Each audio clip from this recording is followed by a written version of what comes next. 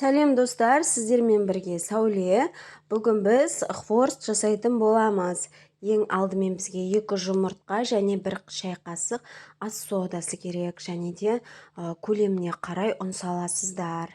Осылай тастай қылып қамыр илеп аламыз. Өте қатты тастай да болмау керек, және де жұмсақ та болмау керек. Орташа қылып илеп, әрі қарай 10-15 минут қойып тағы қайтарып қойғаннан кейін барлығын дөңгелек жайма етіп жайып, осылай кесіп аласыздар.